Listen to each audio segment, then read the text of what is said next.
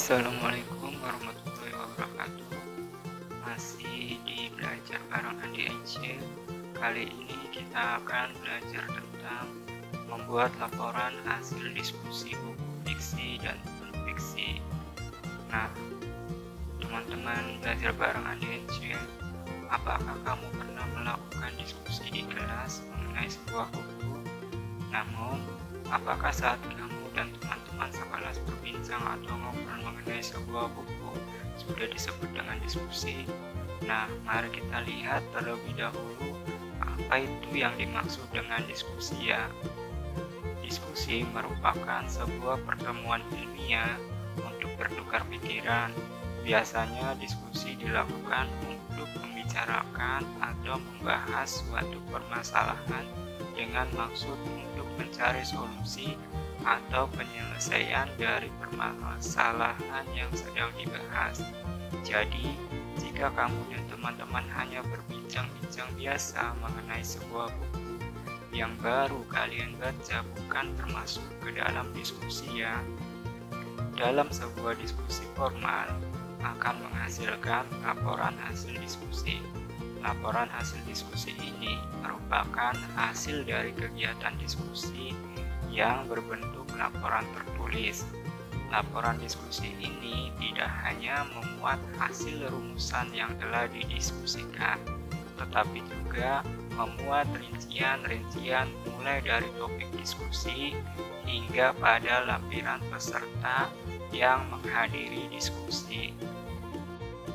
Oke, lanjut ke struktur teks laporan hasil diskusi. Yang pertama yaitu pendahuluan.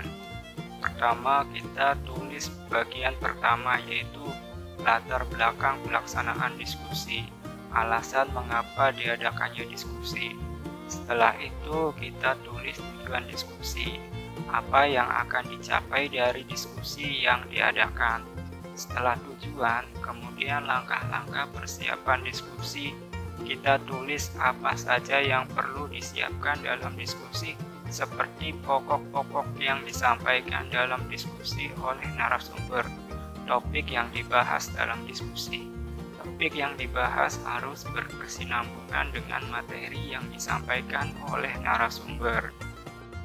Yang kedua, uraian pelaksanaan. Setelah pendahuluan, kita tulis tempat dan waktu pelaksanaan diskusi, hari, tanggal, bulan, tahun, jam, dan tempat dilaksanakannya diskusi. Lalu kita tulis jumlah peserta dan sebagian besar peserta harus ikut diskusi berasal dari mana. Kemudian kita narasikan jalannya diskusi seperti apa. Dimulai dari pembukaan diskusi, pengenalan moderator, lalu moderator yang memperkenalkan narasumber. Kemudian narasumber menyampaikan materi.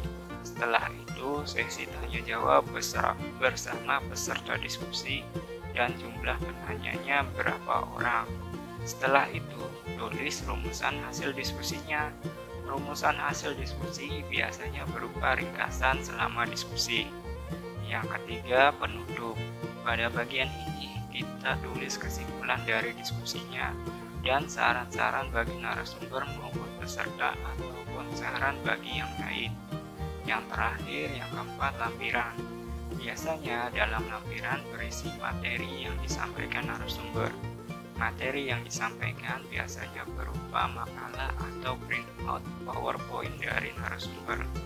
Kemudian catat notulen yang berisi poin-poin pertanyaan serta jawabannya saat sesi tanya jawab. Kemudian daftar hadir peserta yang mengikuti diskusi saat itu. Nah, bagaimana kamu sudah paham membuat laporan hasil diskusi? Kamu sudah tahu kan apa saja yang harus ada dalam laporan hasil diskusi? Semoga setelah kalian sudah tahu, kalian langsung bisa membuat laporan hasil diskusi berdasarkan unsur-unsur yang sudah dijelaskan tadi. Selamat mencoba, selamat membuat hasil laporan diskusi.